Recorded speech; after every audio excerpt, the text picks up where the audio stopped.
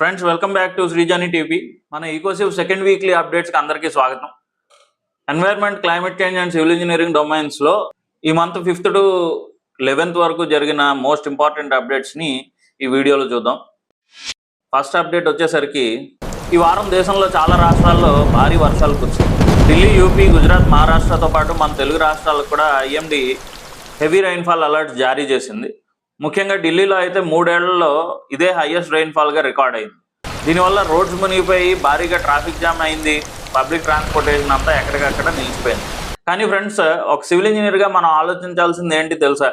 మన సిటీస్లో ఉన్న డ్రైనేజ్ సిస్టమ్స్ ఇప్పటి క్లైమేటిక్ కండిషన్స్ని తట్టుకోగలవా?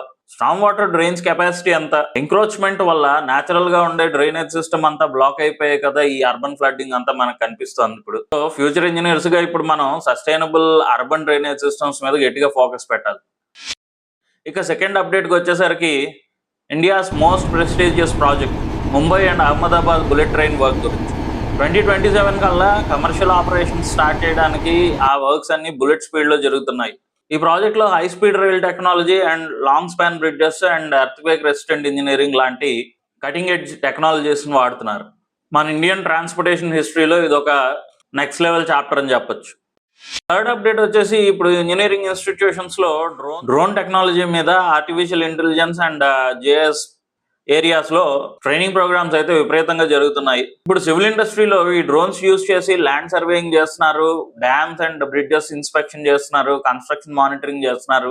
గుర్తుపెట్టుకోండి, ఇప్పుడు సివిల్ ఇంజనీరింగ్ స్టూడెంట్స్ ఆటోకాడ్ వస్తే సరిపోదు. Remote sensing and JS, drone surveying, AI tools ఇవన్నీ ఎసెన్షియల్ అయిపోయాయి.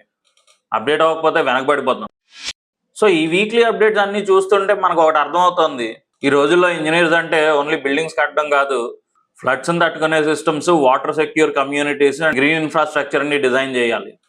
సివిల్ ఇంజనీరింగ్ అంటే కన్స్ట్రక్షన్ ఒకటే కాదు, నేచర్ని ప్రొటెక్ట్ చేస్తూ సస్టైనబుల్ ఫ్యూచర్ని బిల్డ్ చేయాలి.